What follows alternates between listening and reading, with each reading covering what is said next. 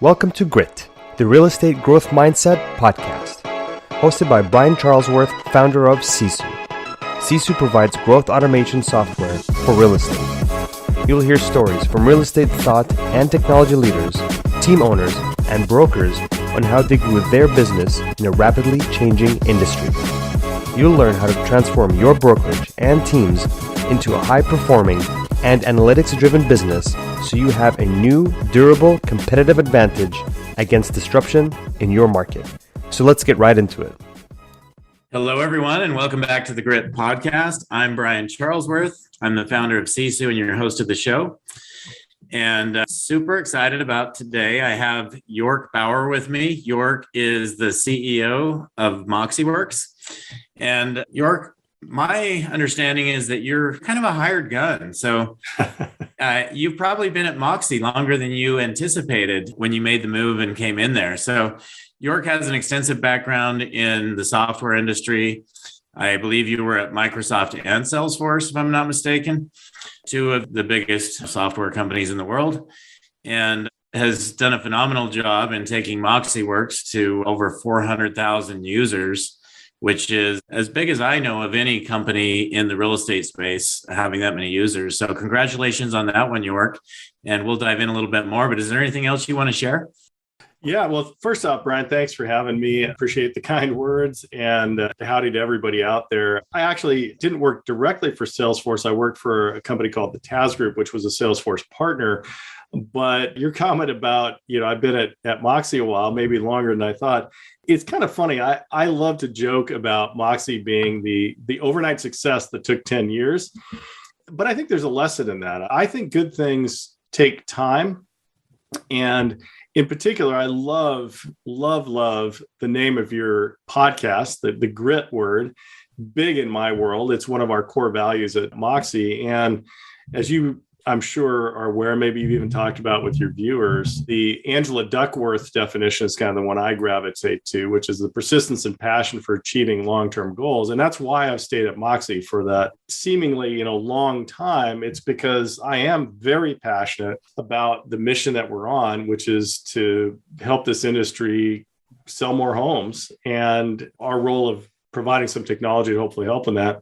So I don't see it as a long time, I guess, Brian, to kind of respond to that specifically. Yeah. I get up every morning because I'm still passionate about what we're trying to accomplish. And I don't think we'll ever be done, not just Moxie, I'm talking about as an industry, we'll never be done improving how we accomplish that. So there you go. Yeah, so I'm glad you brought up grit, because there's a reason that that's the name of this. And in my opinion, every entrepreneur, if they're successful, they have grit.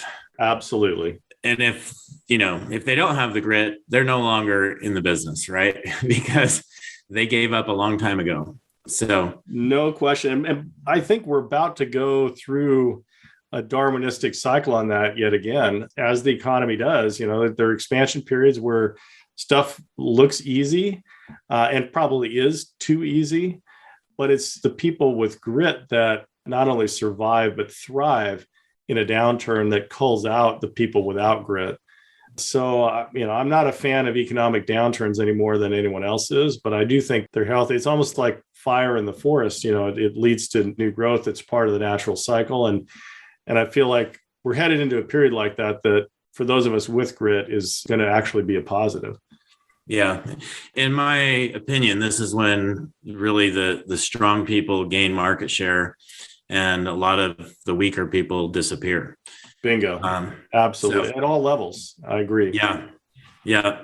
So it's going to be interesting, as we look at this real estate market. 2008, we all know, was a devastating time for the real estate market in the United States. And I had just purchased Housemaster Home Inspections at that time. So I was indirectly affected by owning one of the largest home inspection companies in the United States in North America. And I think as I look back in time, real estate cycles have typically been about 8 years. So back in 2016, everyone was like, oh, the market's going to crash, market's going to turn, just because of the timing, winter is coming, everyone was saying, right? So Tony Robbins' phrase, right? Winter is coming. So, but now here we are in 2022, 6 years later than that. And probably 6 of the biggest years ever in the history of our country in real estate. And now all of a sudden, I think even a year ago, everyone was like, oh, it's not going to slow. It's not going to slow. There's too much, supply and demand. The demand's too high. There's not enough houses. And now all of a sudden, I've seen it go to where very quickly, my wife runs a real estate team of 60 agents that will do 1,000 transactions this year, assuming, they keep at the pace they're on. And it's really interesting, though, for me to see that now with interest rates rising, obviously there's a lot of concerns. There's a lot of questions out there. And I think a lot of people saying, what should I be doing? And Rourke, you're probably closer to anybody to a lot of brokerages, a lot of broker owners. But what advice would you have for any business owner in this industry at this time? Yeah, no, and by the way, great summary of how we got here. We all lived through that. I started at Moxie, by the way, in 2012, so immediately post the period you're talking about, but certainly learned a lot about the downturn. So first thing I would say to your comment is that interest rates and inflation are gravity for the economy, and gravity is pervasive, right? When inflation and interest rates go up, it affects every part of the economy. So I think we have to be realistic about that. So that's sort of the bad news, if you will. The good news is, in my opinion, in contrast to the 2008, 9, 10 housing downturn, the dynamics are far different. We all talk about the amount of equity people have in their homes and that, but I think the key driver for why there's a softer landing in housing this time is the result of the last crisis was a decade-long underbuilding of housing. Right. We've normally in a decade, we were building about 20 million homes. In the last decade, it's 10 million. So, we just underbuilt for the demand that's there. I don't think we as an industry should be glib about that. We're going to go through some turbulence here, but I don't believe it's going to be cataclysmic. And I don't believe it's going to be at the depth that it was certainly in 2008, 9, and 10. So to me, that's the good news, if you will, as an industry, is people still need to move. And I'll remind everybody too that, I'm a data-driven guy. We look at data all the time. Even in the depths of that crisis, we still as an industry transacted 4.5 million homes. Mm-hmm. So the industry never grinds to a halt. It just is, up and down. And I think it'd be hard to make an argument that hasn't been overheated, to your point, in recent years. So what does all this mean if you're a brokerage owner or leader or even at the team level? And granted, I'm going to be preaching from the book of Moxie here a bit, but we had a premise when we developed our product strategy a decade ago. And that is that the overwhelming bulk of business for the vast majority of agents comes from the people in their sphere of influence, the people that know, like, and trust them. That's the primary source of transactions, and in particular of listings. And so how does that affect where we are today? Well, in an economic downturn, if you're dependent on lead generation as your overwhelming source of business, which is true for some, there's risk in that because you're spending cash up front to get demand inbound, which you then try to convert. The risk that I see for people that are out of balance, and by the way, I'm not here to say that lead generation, cold lead generation is not a part of the business. It is. But if you're out of balance, either as an individual agent, a team, or if you're as a brokerage, you're not counseling and guiding your agents in this way, then what you're going to have, I think, is certain agents and certain teams that are going to chase the spiral down, meaning, oh gosh, my transactions are down, my volume is down, I better cut my ad spending. Oh wait, I've got less business, so I got to cut more. I got less, and it just becomes this sort of race to the bottom, where all along the average agent in our sphere, and you mentioned earlier, we have 400,000 of them, so this isn't some little anecdote. It's across this huge part of the market. And I would argue also the quality end of the market, by the way. This is the roughly 25% agents on our platform do approaching 40% of the actual transactions. So we're on the quality end of it. The average agent has 400 people in their sphere of influence. So that is a great database, if you will, from which to generate business. We know that people are moving every 10 years still, roughly. That means of those 400 that 40 of them are going to do something this year. And if you simply do the work of marketing to, staying relevant to, in particular doing things like an annual property valuation, one of the easiest things to do that no one does. If you're doing those things and half of those 40 people that are going to do something this year pick you, that's 20 sides. That's a great living, right? So if you look back, the benefit of history, from a decade ago, those agents, because we went from 1.4 million to 900,000 agents in that period, but those that stuck with it and did the right things actually thrived and came out very strongly, primarily on the basis of working their spheres, because there's no hard dollar cost there. Yeah. Right? Just do the work and use the systems like your company provides, like my company provides, others out there, obviously. Just do that work. You don't have to spend a bunch of money, particularly going into an economically uncertain period. It's interesting to me how quickly interest rates have risen, but I don't think anybody ever thought that we were going to get down to 2%. So, we are up to 5%, but I can reflect back and I can remember, this was over a decade ago, but I can remember refinancing a home at 6% and thought it was the best thing ever. Right. And now we've been so spoiled, and people, I think, in my opinion, people have been buying homes not based on the price of the home, but based on the amount of the payment. And now all of a sudden that's changing. And that payment for what, if I was buying $1 million home and that payment was going to be $5,000, that payment might be, $7,000 or $8,000 today. So I've actually seen people have to get requalified to go buy a home. And now they can't afford the home they could afford 3 months ago. And I mean, that's just a 3-month window. So how does this affect what's going to happen in the industry? Well, I think there's a human effect that if you buy a Coke for $1 and it goes to 50 cents, you're like, wow, that's great. It's 50 cents now, it's way cheaper. And then a little time goes on, it goes to 75 cents and everyone's incensed. Like, oh my God, it went up 50% to 75 cents. Well, yeah, but it was $1, right? So I think what's happening here is the human psychology. All these numbers you're talking about are right on, like the 5% interest rate is a good example. All we're talking about here is reversion to mean. In other words, if you go back and look at the charts, basically you have a bubble of things that took place, low interest rates, pricing bubbled up, et cetera. You pump trillions into the economy, you're going to have some effects.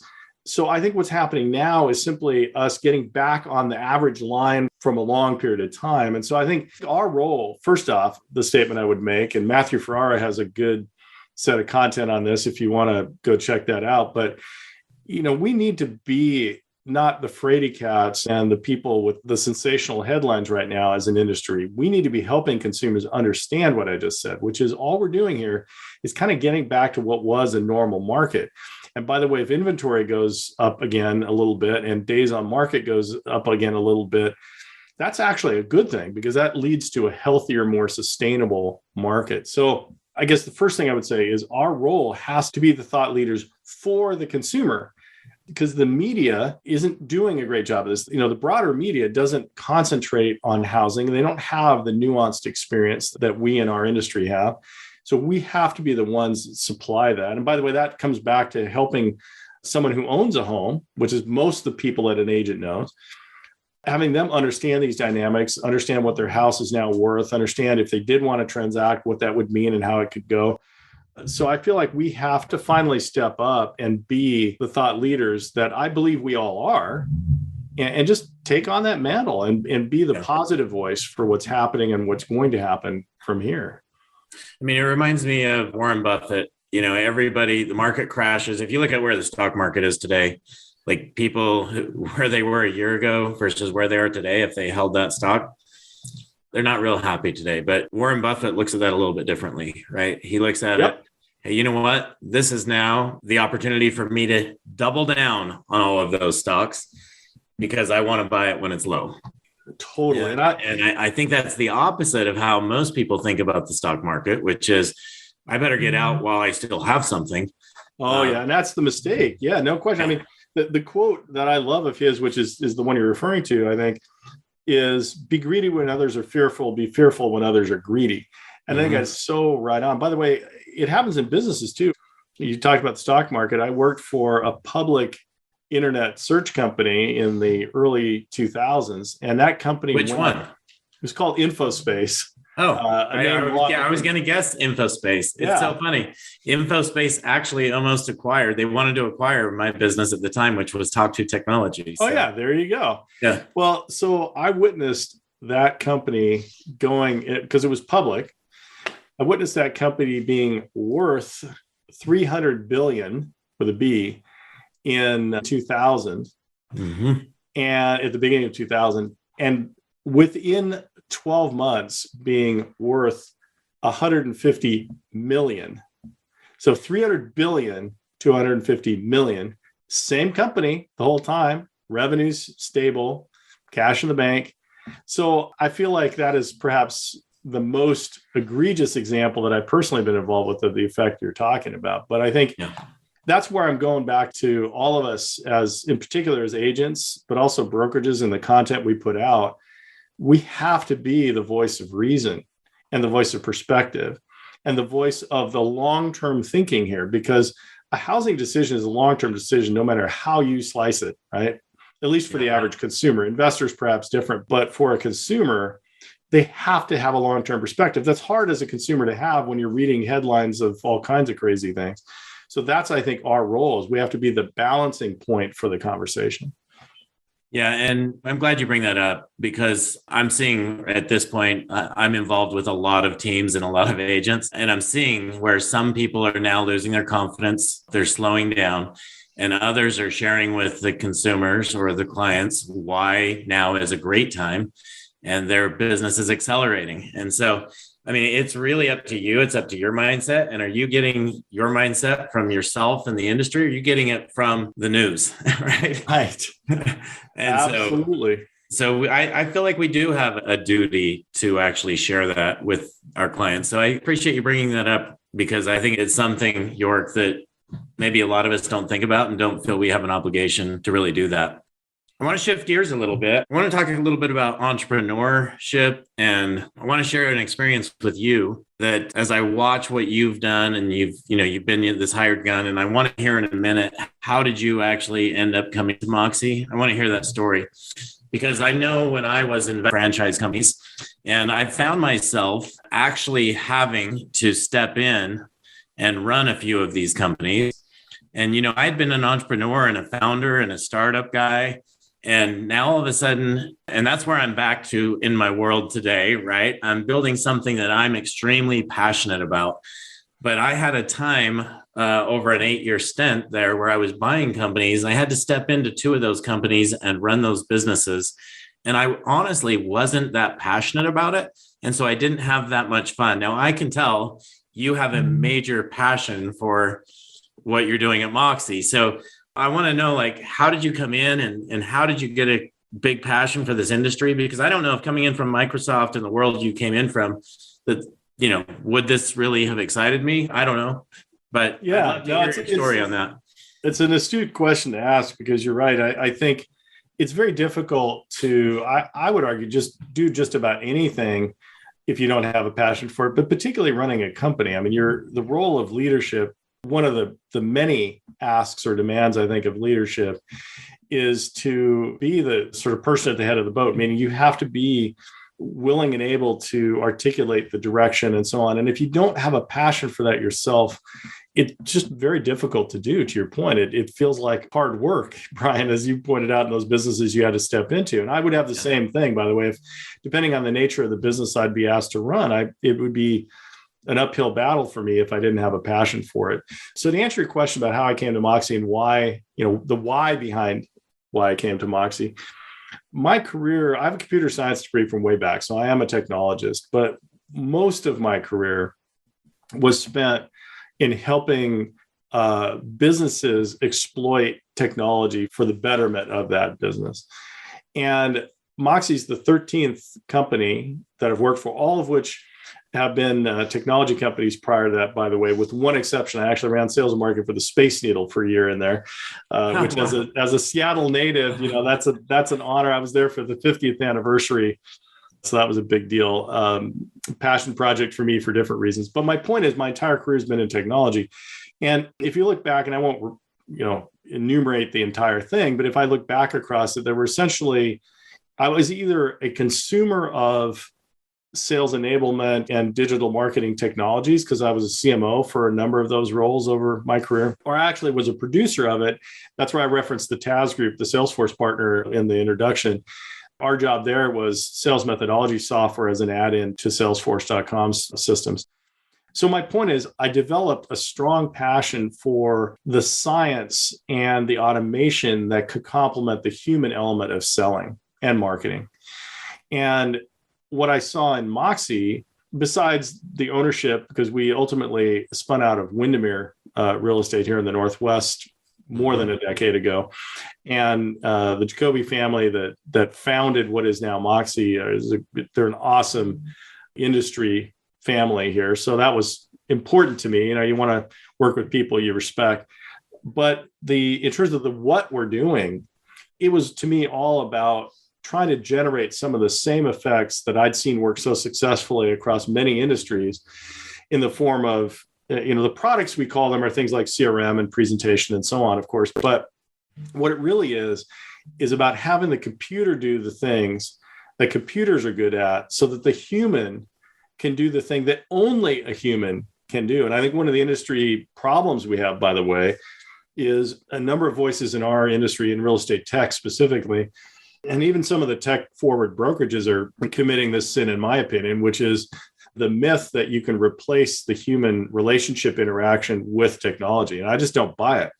I've seen it, Does anyone buy that now? I mean, I know there was a decade spent trying to prove that agent could be replaced, but does anybody buy that today? I don't know that people do. I hope not, to be honest, but I still think there are people on the fringes of, this chat bot and that other thing out there and AI this and machine learning that. I mean, I'm a technologist, as I said. I've got a computer science degree.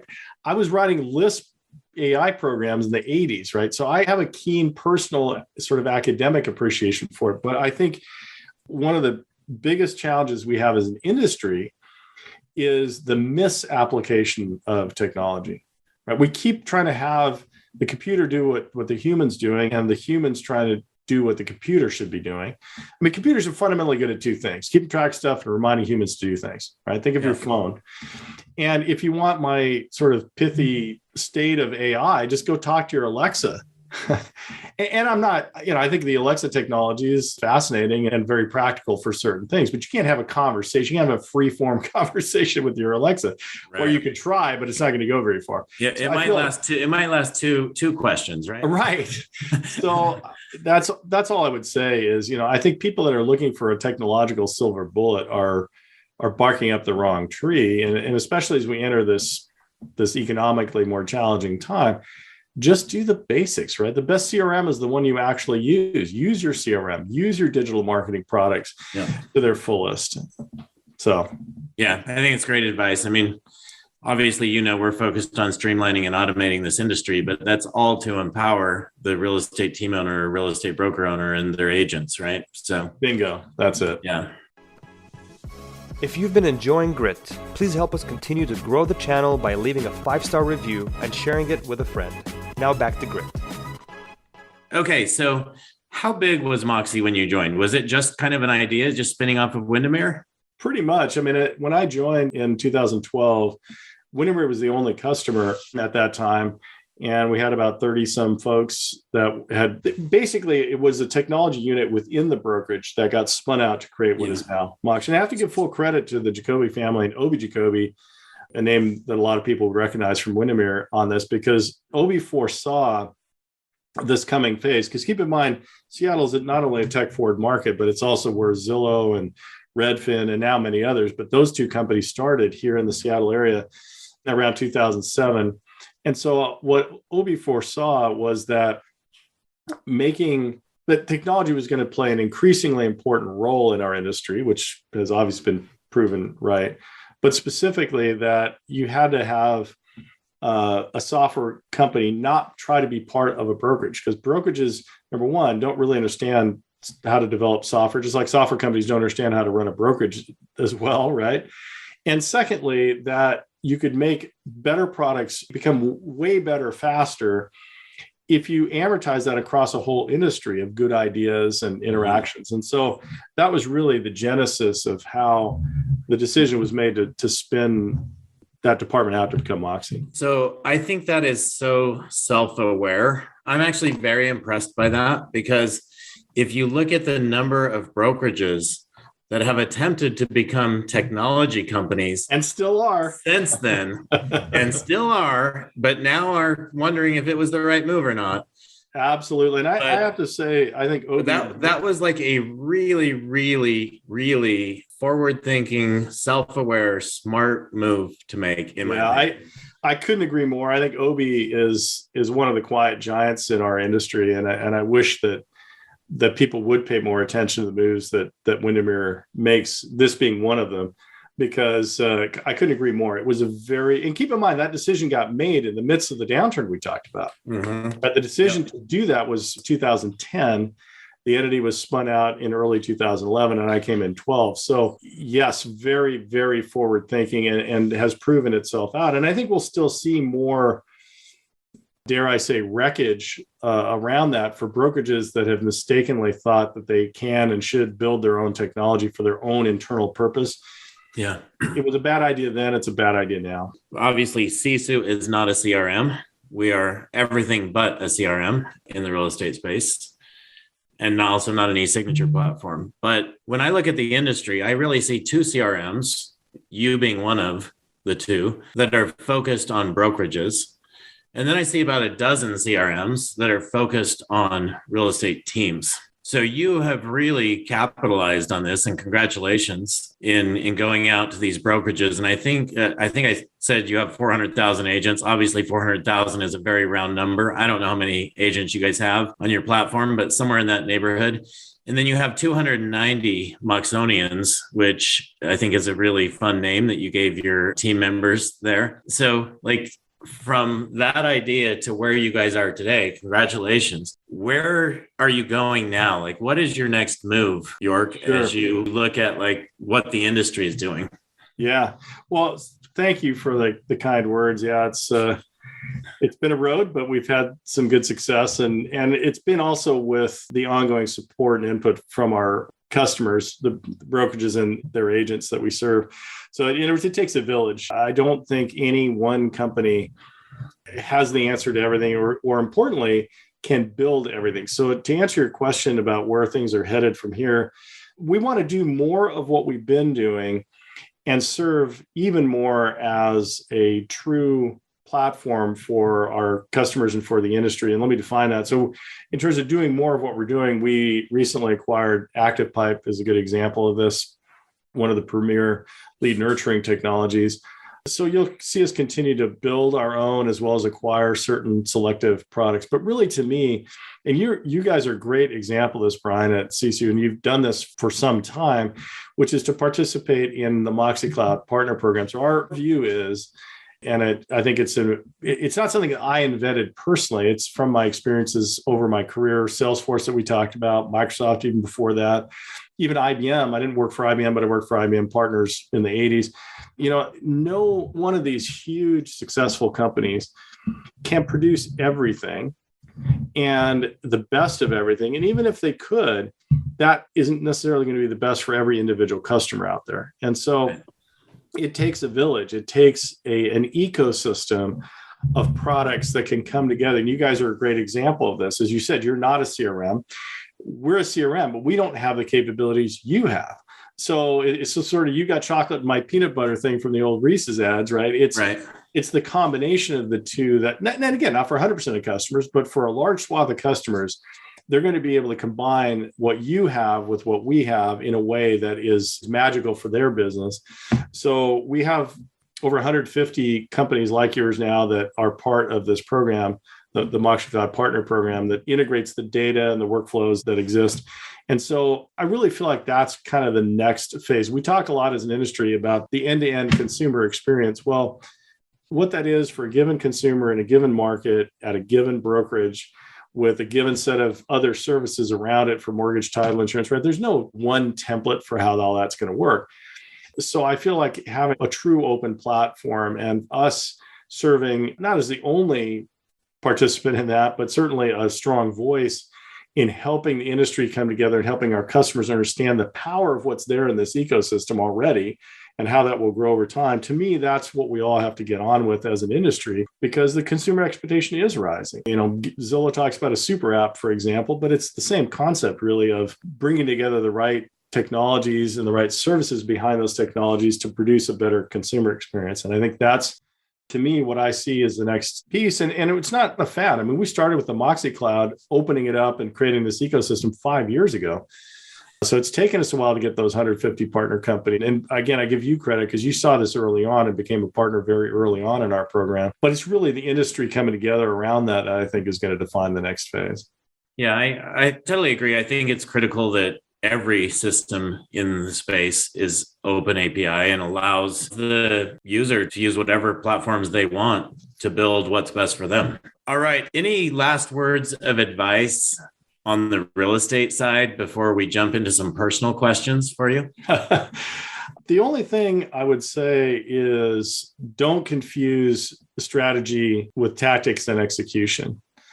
If you haven't defined your strategy, and I've talked in my own little video segments and stuff about having a strategy map is a common mechanism. You can Google that and figure out a strategy map as one of several mechanisms that's helpful here. But the point is this: have a plan for your business. Plan the work and work the plan. And of course, the only thing you know about a plan the day you finish it is that it's wrong, because the world is going to change and stuff's going to happen. But I feel like so many, and this is not just true in real estate, by the way, I think so many businesses, and particularly small businesses, which many real estate businesses are in the small business category, that drive off the cliff avoiding the pothole. And so I would just encourage everybody to redouble your understanding of your definition of your own strategy for your own business, even if it's an individual agent, right? You should have a strategy for what you're trying to accomplish, and then stay true to that. And bob and weave with the market and all this stuff going on, but don't write it down, put it in the drawer, right? And paste it to your monitor or have it on your phone, because it's in turbulent times, strategy becomes that much more important. Yeah, well said. I love the way you said that, your plan is wrong as soon as you get it done. And and it reminded me of failure. Like, so many people are afraid to fail, but honestly, everyone fails. And failure is just an opportunity to learn, right? And shift and change. And I would say that's true for your plan as well. Like, as soon as you get it done, the industry is changing. You're going to have to modify your plan on an ongoing basis. And if you're not, that's when true failure happens, is the day you stop, because it's all about execution and changing and updating that plan. So thanks for that advice. I hear that you and I have some similar hobbies. So I'd love to hear about your hobbies and what you like to do in your free time.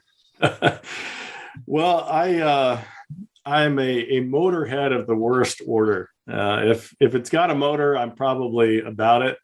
Never been a big team sports guy, for example. I respect and appreciate how many people love that genre of things. It's just not my deal. So I'm a big car guy, but more importantly, I'm a big motorcycle guy, and of all kinds. I've got a disease and an understanding wife, and also I'm a small aircraft pilot. I enjoy I guess I find the two similar. I think they both require a level of skill and focus that is, for me, therapeutic.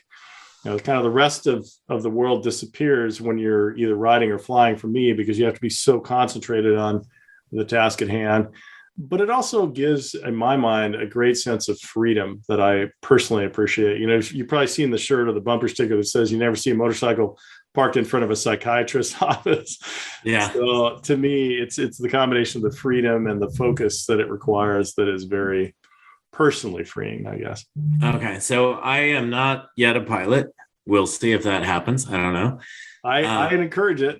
But I am a huge fan of dirt bikes, street bikes, and especially cars. So huge Porsche fan, huge Harley fan, and dirt bikes. And so, like, specifically, you're a car lover. What is your passion? I'm a kind of dual track. I'm a big Chevy muscle car guy, but I'm also a BMW fan. My dad was from Munich, and I also just appreciate, when we talked earlier about grit and specifically the passion component of grit, I feel like BMW's history is rife with that. I mean, this week is actually the 50th anniversary of the BMW M brand. Originally their motorsport brand, but now, of course, has become a whole part of the company. So you look at 50 years of refine, back to strategy, stay true to the core principles. I just have a tremendous appreciation for that. And since you're a Harley guy, I would encourage, and you'll know this, but I think for the audience, even if you have no connection to motorcycling or the Harley brand, go look at how that brand and the products under it have been curated. Because I think there's some great lessons of branding and marketing that we can adopt for our own businesses here in real estate. It's very, very much not about the product and everything about how the product makes you feel, how it accomplishes the aspirations and supports the aspirations that you have for adventure, for connection to your family members and your friends and a group you might be a part of. You know all this, Brian, but I'm just saying, I think even if you have no interest in motorcycles, go look at Harley's, go read their mission statements, their history, how they talk about what they accomplish. It's not about, here's the horsepower on the motorcycle. It's all about how the results that it creates for people. Yeah. And I feel like we can learn a lot as an industry from that, because really we're in the same game. We're trying to help people fulfill their dreams as it regards housing. It's not about, the interest rate and the thing. Yes, that's a part of it, but it's not about those things. Yeah, I have so much respect for those companies. And I would say Harley and Porsche and BMW, they probably all have people that have tattoos of their brand on their bodies. So when our customers or when our team members talk about how much they love Sisu, I'm always like, I'll know we're at that level as soon as I start seeing these tattoos on people's bodies. No question. And the other lesson in it, I've said it before, but you're right about Porsche is probably arguably the best example of this, which is staying true to a principle and then just refining it forever. And the 911, the Porsche that when you think of Porsche is, for those of you that are less familiar with the brand, the 911 is the Porsche that everyone thinks of. That car was introduced in the mid 60s. So, and it's still a recognizable shape today. So after literally decades of refinement, it's been honed into this incredible product, but still harkens back to its original strategy, Yeah. And I think they're just great lessons for all of us in that. And just like BMW honing in on the M series, they've honed in on the GT, right? So yeah, it's in the naturally aspirated motors that, won't exist much longer. So that's, sadly, I think that's part of my passion there. So what is your favorite place to visit, York, if you're going to go on vacation? Well, I kind of already alluded to it. I'm a huge fan of Bavaria, specifically as a city goes, at least Munich, but that part of the world, because my mom was also Swiss, which adjoins Bavaria there. And I just love the combination of the engineering mindset, these passionate companies and products and for doing things right, but yet also the relatively, at least within the scheme of Germany, the relaxed, it's where Oktoberfest takes place. It's a more agrarian, beautiful countryside. So I love it. Here in the US, there's a town actually in our state here in Washington State, because I live in the Seattle area, about 2 hours east on the eastern slope of the Cascade Mountain Range here. There's a town called Leavenworth, which is a sort of a tourist town facsimile of a Bavarian town. And it's pretty cool. And so I love spending time there too. In particular, riding motorcycles to get from here to there through the mountains. Definitely. That's kind of the utopian thing. I don't feel the need when I have free time to necessarily get on an airplane, by the way. I mean, we do go to Munich, see family, but I think we live almost anywhere in the US. We have such access to amazing everything, to explore your own backyard. That's what I encourage people to do. And I would argue get on a motorcycle, because there's no finer way, this, Brian, there's no finer way to explore than on a motorcycle. Yeah, great. I love it. It's interesting. Utah actually has a little town called Midway that is all Swiss. So Swiss people, Swiss names. Zermatt, all the stuff. Nice. So I'll be right over. I wasn't aware of that. That's cool. I get to take my family. We're going to hit Europe this summer again, thankfully, now that COVID is to the point where we can do that. And I'll be in Switzerland again in a few weeks, one of my favorite places in the world. Oh, wonderful. Well, yeah, we're headed over in September. So that's awesome. Good for you. I'm glad you're doing that. Yeah. So anyway, York, thank you so much for being on the show today. It's been a lot of fun, and it's fun talking to you as always and learning from you. And if somebody wants to reach you and has questions for you, what's the best way for them to reach out? Sure. Well, before I say that, though, thank you, Brian. You do a lot for our industry, and hosting events or podcasts like this is a key piece of that. So thank you. I'm honored to be a part of your program here. Best place to reach me is real simple. It's york@moxiworks.com.